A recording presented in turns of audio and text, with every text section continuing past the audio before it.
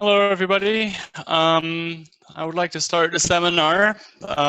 Very pleased to welcome everybody in the first MIDAS webinar. Thank you all for participating. I'm Wilbert van Panhuis. I'm the PI of the MIDAS Coordination Center. The role of our center is to support MIDAS research and outreach, and we do plan to organize a MIDAS seminar like this one every last Friday of the month. Today is the first seminar. And so here are a couple things that we'd like to do today, and I'll have a few announcements.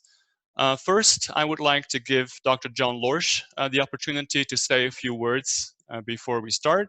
Jon is the director of the NIGMS, the National Institute of General Medical Sciences at NIH, and is also the funder of the MIDAS Coordination Center, and has traditionally funded most of the MIDAS research. After that, I will talk briefly about what MIDAS is, and for those that are not very familiar with the network. Also then, of course, Dr. Erin Mordecai will talk and give her lecture from Stanford University. Then after the lecture, we'll open it up for questions. We'd like to keep it a bit informal, so if people have questions during the lecture, they can raise their virtual hand by pushing on that button on the right, I think, of the participants list, or just type it in the chat. And then Jessica, who is behind the scenes operating the webinar, will unmute people so that they can talk and ask their questions. And I think that's it. The webinar will be recorded. So Jessica is already recording now. And so that we can post it later on the MIDAS website and people can then view it afterwards. So now I would like to give Jon Lorsch the opportunity to talk. Thank you, Wilbert. Can you hear me? Yes. Great. And thanks to everyone for joining. I just wanted to take Wilbert up on the opportunity to say a few words to all of you. First of all, thank you for everything you're doing in this very difficult time. I know that it's difficult to be working from home for many of you, but the work you're doing is very important. And we're trying to support it in a variety of ways, really focusing on through the MIDAS Coordination Center. And I want to give a real shout out to Wilbert and his team, who have been really tremendous partners from the start of this epidemic in trying to find ways to help the modeling research community do their research and also help to, perhaps guide the modeling that may be going on for public health purposes and give some important checks and balances on that work. I think that's been really tremendous. One of the things we've been focusing on in partnership with Wilbert is trying to get better access to data, individual level data and administrative data for the research community doing modeling studies. In fact, Wilbert and I will be in a call this afternoon trying to see if we can work something out for access to some very large national data sets with patient records through the MIDAS Center. So we'll continue to push on that. But if any of you have ideas for data sets that through MIDAS it would be good to get access to, and think there are ways that MIDAS Coordination Center or NIGMS could help get access to those, please let either Wilbert or me know about that, and we'd be very happy to try to work on that for you. One other thing that we've been doing, as I hope you know, is providing competitive supplements to NIGMS research grants and modeling for use in COVID-19 modeling studies.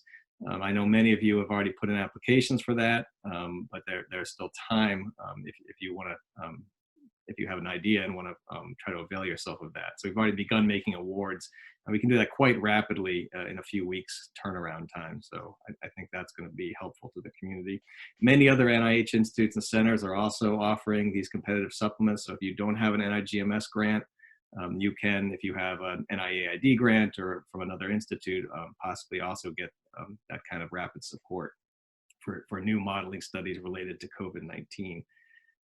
One last thing is that we'll be holding a series of webinars of our own for the trainee community who, as you know, are stuck at home like most of the rest of us and are trying to find ways to advance their careers and train and educate themselves during this crisis period.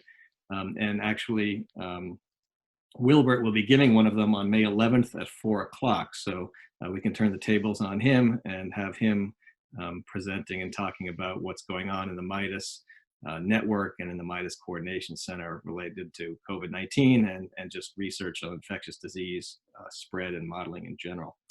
And I just want to give one last shout out that today's speaker, Erin, is a MIRA grantee of NIGMS, which we're really pleased and proud about. And I would encourage any of you who are early stage investigators or who have NIGMS R01s to consider applying to the MIRA program, because we do, as Wilbert said, fund a very large amount of infectious disease modeling work through both the MIRA program and also traditional R01s. So I'll turn it back over to you, Wilbert, but thanks again for the opportunity.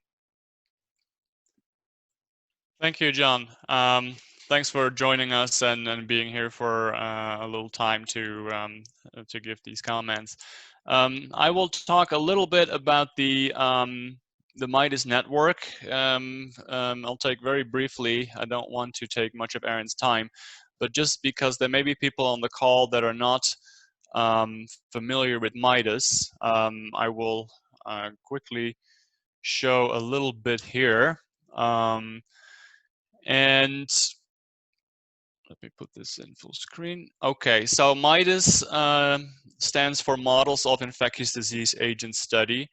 The MIDAS community is started actually in 2003 already by some people that was meant to increase the capacity of the US to respond to infectious disease threats, exactly like the coronavirus pandemic. And MIDAS has been actively involved in modeling other previous pandemics as well, including flu pandemics and also Ebola more recently.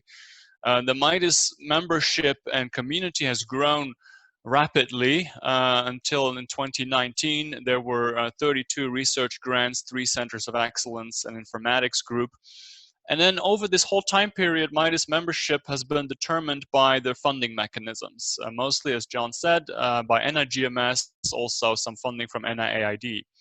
Then starting last year, but really more into the early times of this year, MIDAS has become a more open, diverse scientific community where membership now is not determined by any specific funding mechanisms, but it's determined by the community itself. There are no ties to specific funding. Anybody can join, and I'll talk about that in a bit. There is one MIDAS Coordination Center here at the University of Pittsburgh that is providing services to support research by any of the MIDAS members. And the governance by the community is through the steering committee. There are 13 members in the steering committee and 1 chair, who is John Drake in Georgia. So what is MIDAS? We have drafted a mission and vision statement already in the past year with a lot of input from the steering committee and the community. The mission is that the MIDAS network aims to advance science to improve global preparedness and response against infectious disease threats through research, training, promotion of modeling, and also service. The vision for the network is that it's a global network of scientists, also practitioners and students. People can come from various backgrounds, academia, government, non-government agencies as well. There is a large range of modeling activities involved, including computational, statistical, mathematical models.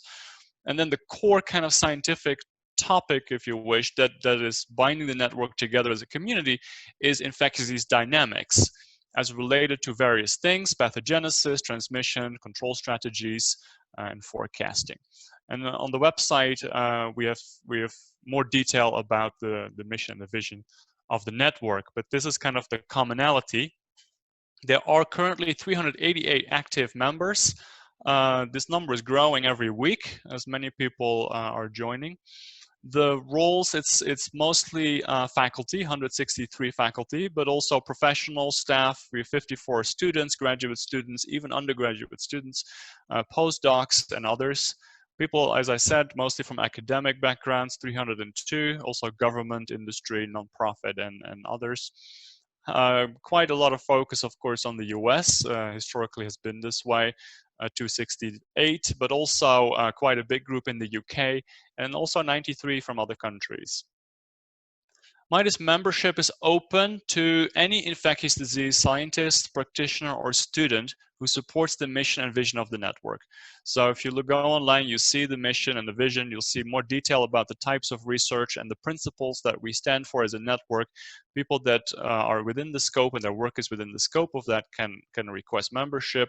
There's no charge. All the work that we do as a coordination center is funded by NIGMS. So people can go online to request membership. There's also a more loosely defined connection and then membership. There's mailing lists to be aware of MIDAS and what people are doing. There's a MIDAS public mailing list and also a coronavirus mailing list that is specifically dedicated to coronavirus modeling, research, announcements, information. And at the bottom here, I put the sign up forms for those mailing lists that people can go to on the website.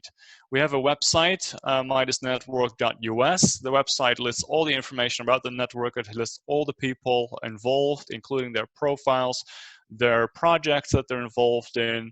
We post news items about the network and about people, and also events. Mostly recently, a lot of webinars and virtual events. Also, many training events are listed there. And of course, we've made an online portal for coronavirus modeling research where we share data sets, modeling results, and other types of announcements. So then the webinar series, I'm very pleased that we could start this off this week. The plan is to do a webinar, a MIDAS webinar, every last Friday of the month. Today we have Dr. Erin Mordecai from Stanford University. Next, May 29th, will be Tom McAndrew from UMass talking about an expert judgment model to predict early stages of the COVID outbreak. And then on June 26th, we have Michaela Martinez from Columbia University, who will be talking about confronting the unknown immunopathology versus protective immunity of SARS-CoV-2. So with that, I would like to, and if anybody has questions about MIDAS, go to the website and can email us with our email address. I'm very pleased today to introduce Dr. Erin Mordecai at Stanford University. She will talk about modeling potential long-term intervention strategies for COVID-19. Erin is an assistant professor of biology at Stanford University, specializing in the ecology of infectious diseases. She looks at things like climate, species interactions, and global change, and how that influences infectious disease dynamics. She finished her PhD at the University of California at Santa Barbara in ecology, evolution, and marine biology, and also completed a 2-year NSF postdoc at the intersection of biology and mathematics and physical sciences and engineering at the University of North Carolina, Chapel Hill, and also at North Carolina State University. Erin has been at Stanford since 2015, and as John mentioned, she recently was awarded an R35 MIRA grant to do more modeling research, and I would also encourage everybody to look up those grants and let us know if you're interested. We can help you connect as well. So with that, I'd like to turn it over to Erin. All right, great, thank you. Just give me a second to get my slides here.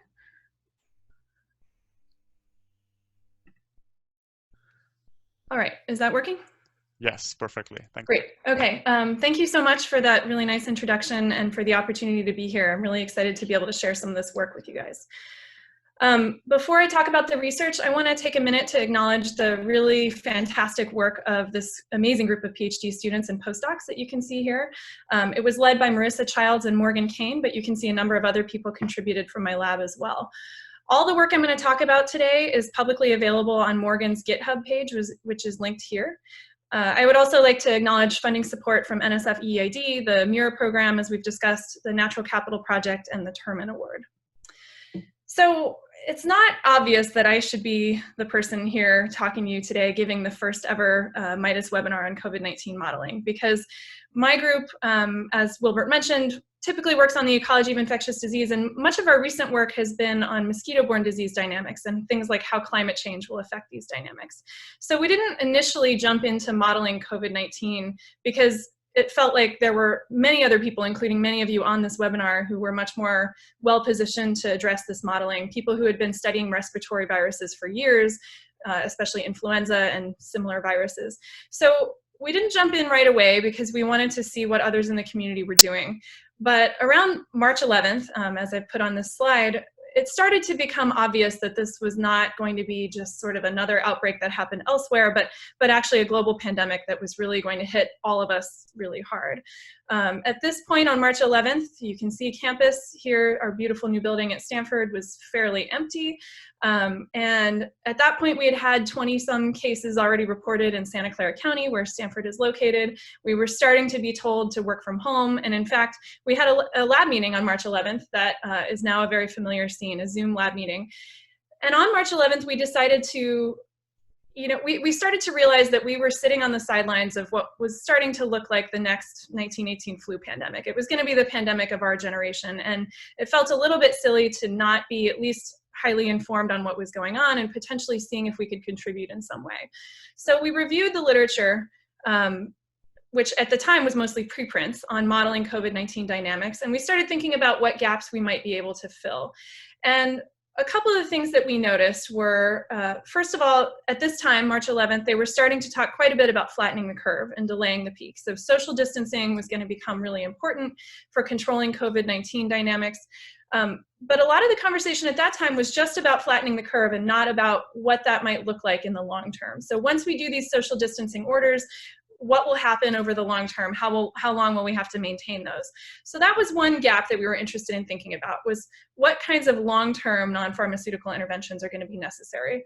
The other gap was, of course, locally being in Santa Clara County and having some of the earliest outbreak. In fact, we've just recently identified that the first identified death from COVID-19 in the US was on February 6th in Santa Clara County. So we were an early epicenter of the epidemic, and we were very interested in what was going to happen locally in our county. So these were the two gaps that we thought about trying to fill with our modeling work. So again, I'll remind you of the timeline. We had a lab meeting to review the literature on March 11th. By March 16th, Santa Clara County and 6 other counties in the Bay Area had announced the first in the country shelter-in-place orders. So suddenly this went from this hypothetical, we should do social distancing, we should be staying home, to a legally mandated stay-at-home order. Again, first in the country. So this really accelerated our modeling interest and our modeling effort. And the heroic group from my lab spent their whole weekend coding up this model, which I'll get into, of course, in a minute, an SEIR style model, drawing from a lot of parameter values that were available from the MIDAS network and other data sources that were publicly available at the time. And our goals here were really to try to understand ourselves what some of the long-term intervention strategies might look like, and also to think about communicating to the public that not only do we need to flatten the curve, but that this is going to be a long period of social distancing, and that we're going to have to think about non-pharmaceutical interventions lasting for 12 to 18 months. So the first thing we did was we developed a publicly available website, or a public-facing website that had an R-Shiny app that just simply allows people to play around with different intervention scenarios based on what they think might be relevant to their setting. So you can have a first wave intervention where you do something like a shelter in place, and maybe a second wave intervention where you lift the social distancing orders to some degree. Our goals of this modeling, I want to be really specific here about what our goals were and what they weren't. Our first goal was to understand the impact of non-pharmaceutical interventions on the dynamics of COVID-19 hospitalizations and deaths in particular, because of course these are the public health costs that we're most interested in minimizing. We wanted to then explore possible long-term intervention scenarios, particularly non-pharmaceutical interventions. We wanted to communicate about these qualitative scenarios to the public. So at the time, we understood that quite a few of you and many other people in the global modeling community were really hard at work trying to inform the public health response, but didn't necessarily have time to be talking with the media all the time about what these strategies might look like. So we wondered if we could play some role in communicating, at least qualitatively, what types of scenarios might be necessary with the public. And then we were interested, as I mentioned earlier, in tailoring the model specifically to Santa Clara County, because that's our home, and in particular to using COVID-19 deaths, because of course all of us know that the testing has not been sufficient enough for us to really understand the size of the epidemic at this point. So we think that COVID-19 death reports are probably the best available metric at this time for understanding the magnitude of the epidemic. So we wanted to develop a model that we were able to fit using death data.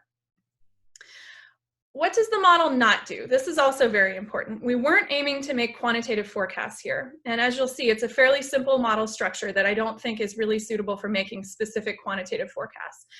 The model structure is deliberately simplified in a few ways. It doesn't include detailed mixing, demography, metapopulation dynamics, heterogeneity, movement, a lot of the really important details that we know affect epidemic dynamics, but just aren't widely available in a lot of places. And the other thing that the model was not intended to do was to directly inform policy decisions in a specific quantitative way.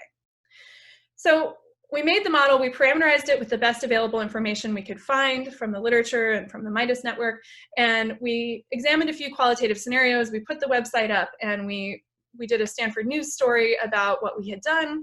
And what happened next really surprised us, which is we started to get really an influx of interest in the model from places that we didn't expect. So Stanford News covered our work, but also a lot of the local TV stations and radio stations. We also had outreach from a lot of public health departments, including Contra Costa County in the Bay Area, Louisville, Kentucky, a group that's working out of Uttar Pradesh, India, another group that's working out of the Inter-American Development Bank.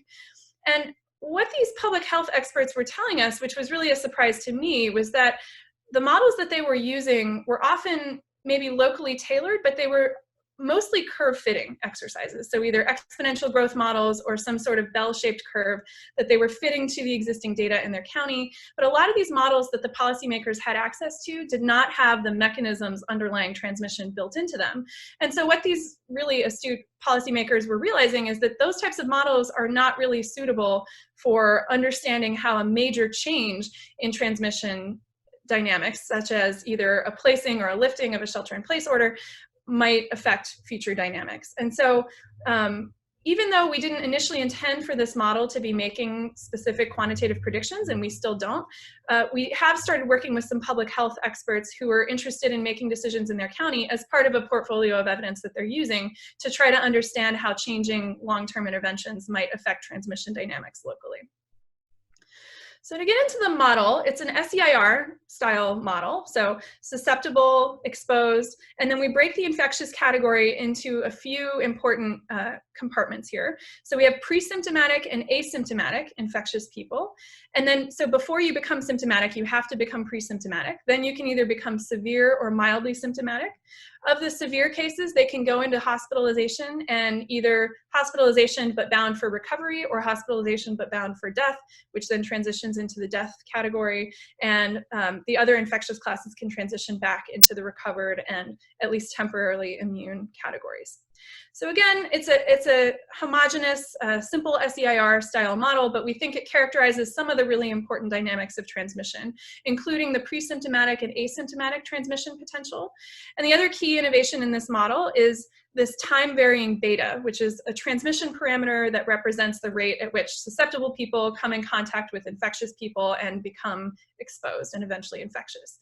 What this model allows us to do is, by changing beta over time, we can look at different intervention strategies. So we can estimate an initial beta, which represents sort of the transmission setting that the virus has entered into. And then we can estimate changes in beta over time based on social distancing. And then we can play around with different scenarios of what would happen if we change beta in different ways. So the approach we've taken is first to fix a number of parameters from the MIDAS network and from other literature that we think are relatively more certain. Of course, there's still really high uncertainty in everything about this epidemic. But then we were interested in looking across ranges of some particularly uncertain parameters, as well as some parameters that we think are likely to vary from one place to another. Using these parameter sets, then, we wanted to estimate an initial beta, so an initial transmission parameter in the absence of any interventions, and then a beta effective, which represents beta after the interventions have gone into place. And we wanted to do this using daily COVID-19 death data, samples from these parameter ranges that I'll go into more detail in a minute, and we use the program POMP by Erin King and colleagues. to estimate these beta values. The next thing we did was we stochastically simulate trajectories of the epidemic under these different estimated and assumed parameter values. And then we calculate epidemiological metrics like R0 and R effective. And then we investigate different intervention scenarios by varying beta as a function of time. So we impose different assumptions about how beta changes. And then finally, we were interested in exploring counterfactuals. So what would have happened if we had acted differently than we actually did? And we can look at things like how many deaths were averted or how many deaths could have been prevented. As I mentioned, a lot of these parameter values were drawn from the MIDAS network. I'm going to show, using an asterisk on the next slide, sources that we drew directly from the MIDAS network. These are the fixed parameters. Again, these are not by any means certain, but they're relatively less uncertain than some of the other parameters. And we wanted to save ourselves some time in sampling over a huge parameter space. We also we looked at likelihood surfaces and used that to narrow down our parameter values to some degree. So these are the fixed parameters in the model. We're assuming the pre-infectious period is 3.5 days, the pre-symptomatic duration, so when you're symptomatic but you're still able to infect others, you're pre-symptomatic but still able to infect others, that's 1.5 days. We assume that the infectious period for asymptomatic infections is 7 days, and the time from symptom onset to hospitalization in severe cases is 5.5 days, as is the time from symptom onset to recovery in the mild cases. We assume that the time from hospitalization to recovery is 13.3 days, time from hospitalization to death is 15 days, and then as you'll see, we're fitting this to Santa Clara County, and our population is about 1.9 million. Here are some ranges of parameters that we thought were relatively more uncertain and we wanted to look over. These include things like start date of the epidemic. In Santa Clara County, we had work from home suggestions from a lot of employers. So when did that start and what proportion of contacts were remaining after you imposed a work from home order? The number of initial infections that began the epidemic. This is a really important uncertainty here, the relative infectiousness of asymptomatic infections. This has been discussed in the literature quite a bit. Based on, again, looking at the likelihood surface, the range that we considered was from 0.4 to 0.8 here. The proportion of infections that are asymptomatic, somewhere between 0.3 and 0.5, the fatality rate among hospitalizations, and then the proportion of symptomatic infections that require hospitalization. And again, I just want to note, all these authors, the first authors only are listed at the bottom. These are all et al. 2020. Most of them are preprints at this point, and the ones with asterisks represent ones that are on the MIDAS network. So that just illustrates how hugely influential this network has been so far in allowing us to fit models very quickly. So we focused on Santa Clara County. This is Stanford on a really nice day, which most of them are. A couple reasons that we focused on Santa Clara County. One, of course, being that this is our home. This is where we live. We had a really early outbreak. So as early as February, there were cases reported of community transmission and deaths occurring from community transmission. I mentioned earlier already that the first documented death in the US from COVID-19 was on February 6th in Santa Clara County. It's also a really interesting location because it's kind of at the hub of Silicon Valley. There's quite a bit of travel nationally and internationally. It's very interconnected, not only within the US, with Seattle, for example, and also with Asian countries. So we knew that we had a really early local epidemic on our hands here at Stanford, and we were interested in what would happen.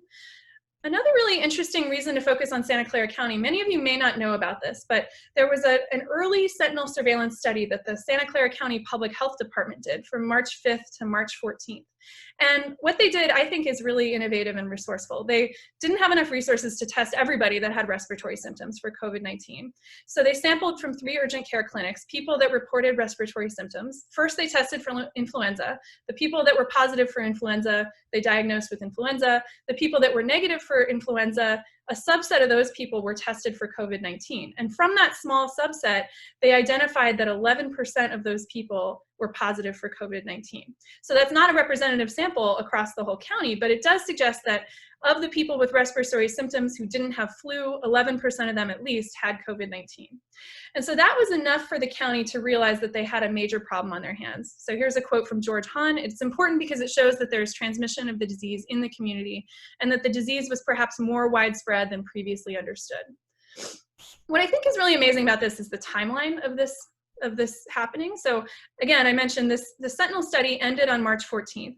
On March 16th, it was announced that 7 of the Bay Area counties were going to shelter in place. So it was a really rapid decision following the public health Sentinel surveillance study. Okay, so we've now fit the model to Santa Clara County, and just to show you what this fitting looks like, these are the daily COVID-19 death data that we're fitting to in red. Here's the median model prediction in the darker gray and the 95% confidence interval in the lighter gray. What you can see here, of course, is that these are really noisy data, and we're observing on the order of about 5 COVID-19 deaths per day so far. But nonetheless, we were able to estimate a beta 0, which describes the initial transmission parameter in Santa Clara County, and then a beta effective, which describes transmission after interventions were in place, notably the shelter-in-place order that went into effect on March 17th. So just to show you our best estimates as well as our uncertainty around these parameters, we think R naught is somewhere right around 3, 2.5 to 3 or so. And R effective under shelter in place really interestingly peaks pretty much right exactly at 1. So given our best efforts, which I think we really are doing at this point, shelter in place is pretty much the most extreme intervention that you could have up to this point. We're still only getting R effective down to 1. The good news is that we are reducing R effective quite a bit relative to R naught. The other thing that was really interesting with this exercise is if we look at R effective estimates over time, the first time we estimated this was using data up till April 8th. And here I'm showing violin plots, which are just a different visualization of a density plot. So you can think of this as a sideways histogram mirrored on itself. So on top, we have the estimate of R naught. Again, this is around 3. On the bottom, we have the estimate of R effective. And here you can see this estimate using only data up till April 9th was much lower than 1. It was closer to about 0.5. What we found after looking back on this is that if we look at the daily death data that we were using up to that point, it just so happened that there was this steep decline that happened for a few days around April 9th, which gave our model a lot of confidence that the shelter-in-place order, which just so happened to have occurred about 3 weeks before that, was starting to yield lower deaths. And so the model became very confident that R effective was less than 1. Unfortunately, that story has changed as we've observed more data. So if we now refit R effective and R naught using different subsets of the data all the way up till April 22nd, which is our most recent fit, we now see that R effective is hovering right around 1, even though based on earlier data, we would have thought that R effective was much lower than 1. By contrast, we can see that R naught is remaining pretty stable right around 3. So again, as I mentioned, we just happened to fit during this little blip where deaths had really dropped in the county. And unfortunately, they appear to have gone back up. And this is probably just stochastic noise, although we could talk more about what might be driving some of these underlying dynamics. The other thing that I think is both encouraging and discouraging is that if we look at the mobility data, this is from the Descartes lab, we can see that the shelter-in-place really effectively reduced mobility. So this county did a very good job of acting quickly and acting decisively, and the population actually followed the shelter-in-place order. We can see very little mobility with little tiny blips on the weekends, but much lower than we would expect normally. And yet, despite this really effective shelter-in-place, we're still only bringing R effective down to right at 1. The other thing we can do with this model, which I want to do extremely cautiously, is we can think about what proportion of the population might have already been infected. This would be this predicted seroprevalence, or really just the predicted proportion of the population that's either in the infectious or recovered class as of April 22nd. Now, the reason, of course, to reference this, many of you have probably heard about the Stanford seroprevalence study, which we had nothing to do with. And many have questioned these estimates as being a little bit overly high. The Stanford seroprevalence study currently estimates that seroprevalence in Santa Clara County is somewhere between about 2.5 and 4. By contrast, our model is predicting those values are possible, certainly within the range of uncertainty in the model, but the more likely values are closer to about 1% based on our model. And again, I'm trying to put as many caveats as possible on this slide using parentheses and asterisks. This is a ballpark estimate. It's not to be used for really specific decision making, but it does tell us what realm of possibility we think we're in based on an independent estimate of how many people have already been infected, which is estimated from COVID-19 death data in the county. Okay, so this is what the current dynamics look like in the model up to the point that we've currently predicted. So here on the top, I'm showing cumulative deaths, and on the bottom, I'm showing cases. Each gray line represents a stochastic population, and here, just these we're using a single high likelihood parameter set. So this is not uncertainty across parameter sets, it's just stochastic variation in transmission with a single parameter set. We can see that the model is capturing the data really nicely. So the points representing the cumulative number of deaths are falling right along that line. So this is our predicted dynamics up until the currently announced end of shelter-in-place orders, which is the end of May. What's going to happen after that? We wanted to use the model to investigate a few different scenarios. So here I'm showing just 3 of these possible scenarios. One scenario is in red, red indicating bad. This scenario is just lift the shelter-in-place order and do no social distancing or any other type of thing. Of course, with this type of scenario, we're going to see a really rapid peak that results in a predicted about 5,000 cumulative deaths in the epidemic. And we'd see a really rapid peak followed by a collapse of the epidemic after the disease burns through the population. Some more realistic strategies include something like a maintain. So here we're just maintaining the current effectiveness estimated of the shelter-in-place order, that's in gold, and then a test and isolate strategy, which is in blue. So in this strategy, we allow the general population to relax social distancing a little bit. So they're now at 50% of their usual social contacts. But we're much more aggressively testing people that have symptoms of COVID-19. And we're aggressively testing and isolating them and keeping them from having infectious contacts. So we're assuming a 90% contact reduction in severe symptomatics and an 85% contact reduction in mild symptomatics. What this does is it shows us an alternative that is similar, slightly higher in cumulative deaths, but maybe potentially much less painful to the general population in that it allows some opening up of the general population without allowing the deaths to completely explode. Now, it's important to note that I'm plotting this on a log scale, and the reason for that is that if you plot this on a linear scale, you almost don't see the other 2 interventions, because continued interventions are so important that if we didn't have a continued intervention, if we just lift shelter in place, we're going to see a huge epidemic, somewhere on the order of 400,000 cases just in our county and 5,000 deaths. So it's very important to maintain some form of intervention over the long term. Again, you can see that the dates in this plot go all the way to 2021.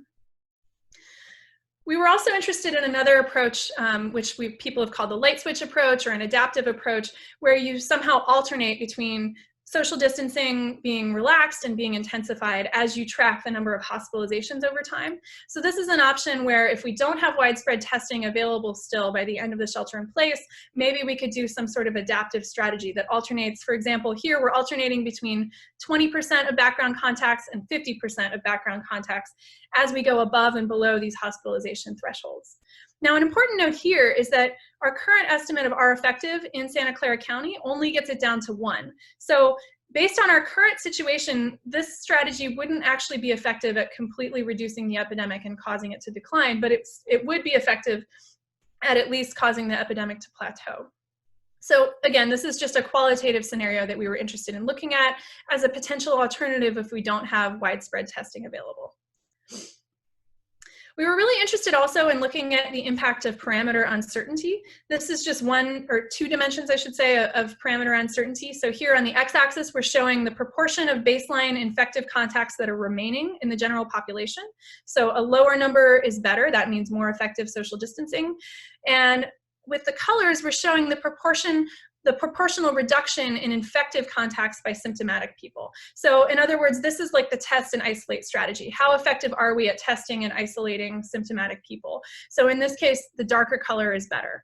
So what we see here is that actually there's a pretty consistent qualitative outcome across a pretty wide range of both test and isolate and social distancing in the general population, up until we get to the point of about 60% of social contacts remaining.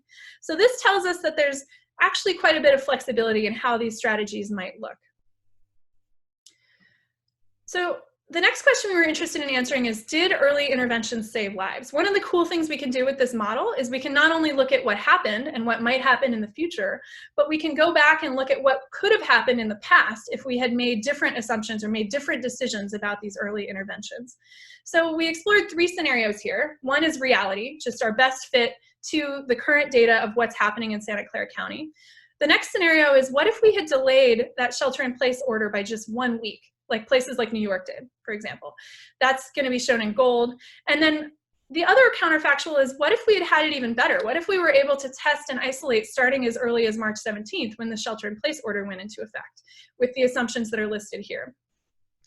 So looking at those counterfactual scenarios, we can see the dynamics of COVID-19 cumulative deaths on the top and cases on the bottom, again on a log scale. As we would expect, if we had delayed the shelter in place by 1 week, we would have seen more deaths and more cases. And if we had been able to test and isolate earlier in concert with the shelter in place, we would have prevented even more cases and deaths. So to look at just the deaths averted in this scenario, here I'm showing the difference for each stochastic realization of the model, the difference between what actually happened, or at least the best estimated dynamics of what happened, compared to each counterfactual. What we're showing here is that by delaying the shelter-in-place order by just 1 week, we would have expected about 100 additional deaths. So just for perspective, we've seen about 96 deaths up to April 23rd. So approximately a doubling of deaths just by waiting 1 additional week to declare the shelter-in-place order. So what that tells us is that the early intervention certainly saved lives, and that small study that informed, the small Sentinel study that informed the public health decisions, was really critical to saving lives in this county. That's the really great news. The worst news here is that if we had had the capacity to test and isolate earlier, we could have saved even more lives. Again, somewhere on the order of 100 or so, with some uncertainty there. So the key points that we've shown with the model, first are that, of course, as many others have shown, long-term interventions are going to be necessary until we can establish herd immunity, hopefully through a vaccination. An SEIR model fit to deaths is able to capture the dynamics up till now, even though it's a fairly simple model in terms of how it deals with mixing and heterogeneity. In Santa Clara County, R effective is near 1, so any decline, if any, that we see in the epidemic over time is going to be very, very slow. Early interventions enable us to have more control options. So because we had an early shelter-in-place order in this county, we don't have as much momentum in the epidemic, and so future interventions allow us to basically relax social distancing using approaches like testing and isolation. And improved testing capacity would allow social distancing to relax in the general population, which I think would be a very good thing in terms of social and economic costs of social distancing. We have a few next steps that we're really excited about using this model. The first is, again, given our interest in California, given that we live here, and given that there was this early shelter-in-place order, it's a really interesting test study for looking at how epidemic dynamics vary across different counties in California that vary a lot socioeconomically and demographically. So the first goal is just to fit the model to each of the California counties and estimate R naught and R effective. And then looking at those epidemic metrics, what are the socioeconomic determinants of differences in R naught and R effective across California counties using a regression approach? Then, of course, we want to evaluate the impact of different intervention scenarios on each county. Our governor really eloquently stated, localism is determinative, one of my favorite quotes ever. And I think what he means by that is that within California, we have a lot of different settings, we have a lot of different epidemic dynamics going on, and it's really important to make local intervention decisions based on the local setting. And so for that reason, we're really interested in looking at, are there different intervention scenarios that would work better or worse in different California counties? We also have a personal interest in Georgia. I'm from Georgia, and one of the students, Mallory Harris, is also from Georgia. I went to the University of Georgia for undergrad. Georgia is a really interesting contrast to California in the sense that, first of all, it has 159 tiny counties. And because the governor waited to declare a shelter-in-place order well into April, the counties were acting individually. So counties were making different decisions about early shelter-in-place orders. And we think that those early decisions are likely to have had an impact on COVID-19 deaths. For example, Athens-Clarke County, where the University of Georgia is located, had a really early shelter-in-place order, almost as early as California, whereas some of the other surrounding counties didn't make any shelter-in-place orders until the governor declared one. Of course, you've also heard recently in the news that Georgia is reopening, to much concern of many. So we're interested in looking at what are the impacts of these local scale government decisions on COVID-19 deaths, doing as best we can, of course, to control for other factors that might affect COVID-19 death rates, such as demography and socioeconomic status. Another next step that we're excited about is thinking about the impact of seasonality in combination with interventions. There's been a couple of great papers that are already out on this. Rachel Baker did a really nice job of looking at how other seasonal respiratory viruses like influenza and several of the other beta coronaviruses have a strong relationship with absolute humidity and temperature. And so that's the reason that these other viruses are seasonal, in part because the virus decay curves respond directly to temperature and humidity, but also because there's so few susceptible people to these other viruses that small changes in transmission due to environmental parameters can really change the dynamics of the epidemic. Now, what Baker et al. Estimate is that because this is a novel pathogen and almost the entire population is susceptible, we don't expect to see a really big effect of seasonality on its own in ending the epidemic. That's shown here in this heat map, where we can see very little impact of humidity on transmission. Similarly, a recent paper by Kissler et al.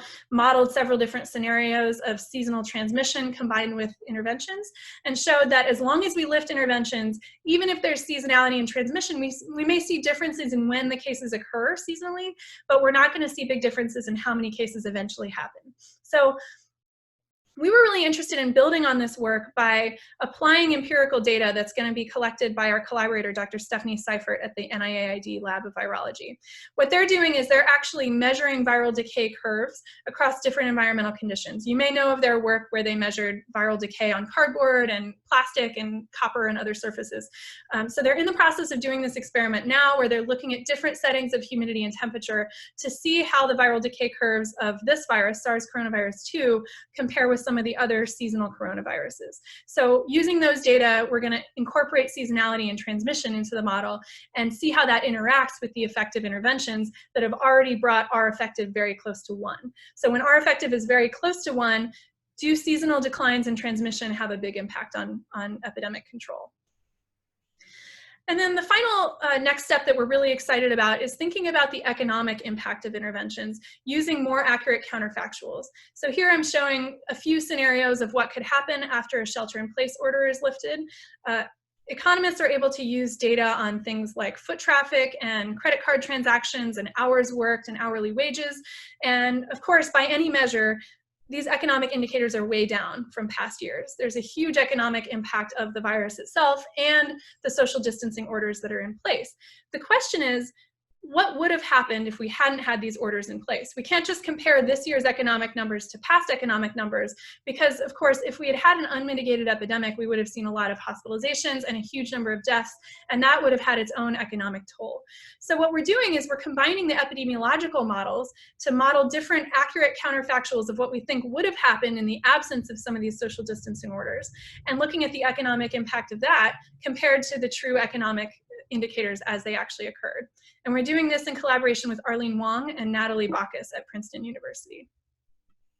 So with that, I'm really happy to be able to share this work with you, and I'm really hoping to get some great questions about this. I'd love to have your feedback on how we could change the model or improve it, what your thoughts are on some of the results, and I hope some of you will be able to use this model. We've made it all publicly available on Morgan's GitHub page, and we also put a preprint up on my website just this morning, and we're waiting for it to be screened on medRxiv.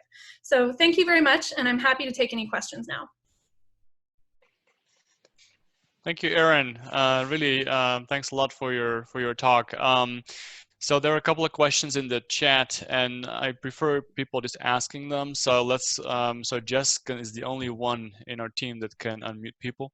So Jess, just look in the chat. There's a question by Vandana Janaya first. Let's give her the opportunity, and then we'll just go down the list.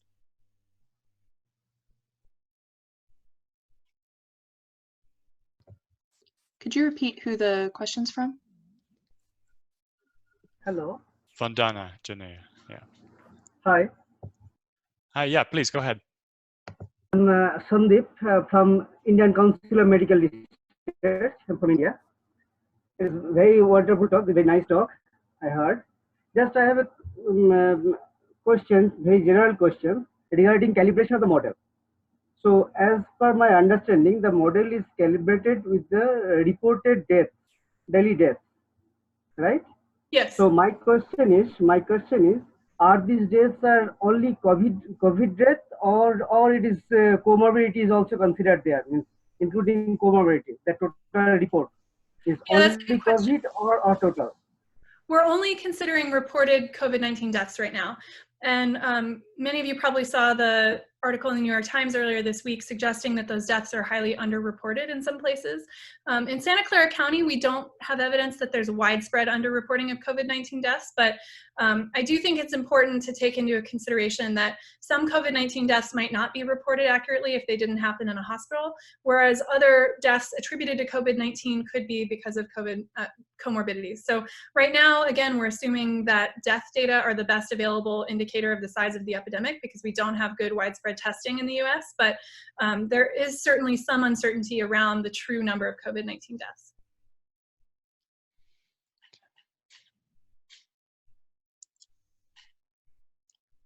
Yeah, Vandana, please go ahead with your question. Thank you. This is Vandana Janeja from UMBC. Thank you for the great presentation. And it's a great modeling strategy for understanding intervention outcomes. So my question is really, aligned with the quote that you gave, localism is determinative. So do you think this modeling could also be adopted to consider underlying geospatial variables, for example, if there are more long-term care facilities in the county or distribution of age ranges of population, because different counties could have different underlying parameters that could have different outcomes for the intervention strategies? Yeah, that's a really important point, that different counties and different settings have different demography, different access to hospital resources, for example, different contact patterns. And so you could change the model parameters to reflect a given county. For example, you could change the death rate from COVID-19 by reweighting the population size based on the age demography. I also think, though, that we're getting up against the limit of what you can do with the homogeneous mixing model. So if you wanted to look more specifically at the impact of age structure, for example, you could develop a model that's similar to ours where you have multiple age classes and have contact between them. In order to do that, you would need to have information about rates of contact between different age groups. So that's the reason that we haven't done that right now, because we don't have the kind of data you would need to really fit that type of model. But I do think that's an important extension, and that's one of the things that I think would be important if you wanted to use this type of model to really make quantitative specific predictions. Okay, thank you. Thank you. Why don't you do the ones that have the hand raised so that it's easier for us to see? Yeah, Wayne, please go ahead. Okay, am I unmuted? Yes. Yeah, we hear you. Okay, Erin, really fantastic talk. I enjoyed it, and you're doing great work. You talked about doing some comparative analyses across counties. When you fit the models to different county data, are you planning to have a uniform beta value across all counties, or estimate different beta values for different counties? Yeah, the plan is to estimate different beta values for different counties. Okay, I mean, I think that's important because beta contains a lot of information about contact, and contact contains a lot of information about density and behavior. So that's great. Exactly, yeah. So the plan would be to take the parameter settings that I showed in those tables and adjust some of the parameter ranges based on what we think for a given county, like when were its first cases introduced, how many cases, and we may have to make assumptions about those parameters. But sampling across those parameter ranges, then the goal will be to estimate a beta 0 and a beta effective using the daily COVID-19 death data. We've already started to do this for Contra Costa County, which is one of our neighboring Bay Area counties. And what we found is that in Santa Clara County, there's a bit more information contained in the death data because we've had more deaths already. In Contra Costa County, the deaths are more sparse, and so we're a little bit more uncertain about what those transmission parameters look like. So we're working on building up the modeling capacity to be able to fit the model to hospitalizations, but there's a little bit, you saw that there were 2 hospitalization categories in the model, and that's in part to help us do our best to fit to hospitalizations, but it's still, we're getting kind of divergent results between fitting to hospitalizations and fitting to deaths. And we hope that those will become more certain as the epidemic progresses. Okay, great, thanks. Thank you. Toby, you're next in line. All right. Yeah, so fantastic talk, Erin. So my question was related, you briefly touched on this adaptive approach to controlling transmission. And I was wondering, so in the UK and in a couple of other countries, there's been, policymakers have flirted with the idea of attempting to achieve herd immunity via natural infection. And so I'm wondering whether whether you looked at what sort of timescales it would take to actually achieve herd immunity in Santa Clara County, assuming you wanted to restrict transmission so that hospital systems were not overwhelmed. We haven't specifically explored that because herd immunity, like achieving natural herd immunity through just natural infections, would result in something like 5,000 deaths in Santa Clara County, which is not an outcome that we think is acceptable. So most of the strategies that we're looking at are long-term suppression strategies that would help us to maintain lower levels of infection up until the point that hopefully we can get an effective vaccine that's widely distributed. So the way that the adaptive strategies work is you have to have an intervention that you can turn on that brings R effective well below 1 for a while. So some sort of kind of painful intervention that really causes a lockdown and causes, well, hopefully it's not painful, but you know, some sort of really extreme intervention that causes transmission to dip well below R effective of 1 for a while. And then once the hospitalizations get down low enough, you can allow R effective to get back up above 1 for a while. And then once hospitalizations climb above that, you have to bring it back down. We're not necessarily proposing that this is going to be the most effective or realistic strategy. It's a strategy that could theoretically work based on math, but of course, based on social decision making and policy making, we really have no idea if a strategy like that could work or not. Fantastic, thank you. Thanks, Erin. And I would like to thank everyone. We're almost near 1 o'clock. I don't want to go over the time so that, you know, we respect people's time here. Unfortunately, there were many more questions than we could answer. We will save the chat and I'll send it to Erin in case she would like to follow up with some people. I'm sure she's interested to know all the questions that people had. Yeah. I would like to thank Erin for her wonderful talk, for a lot of the people that had participated today in the first webinar. I think it's really nice to see so many of the community get together like this.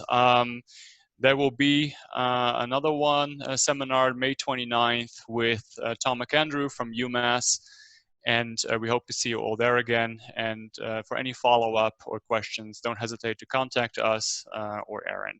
Thank you all very much, and we will post the slides, if Erin is agree with that, or the recording on our website.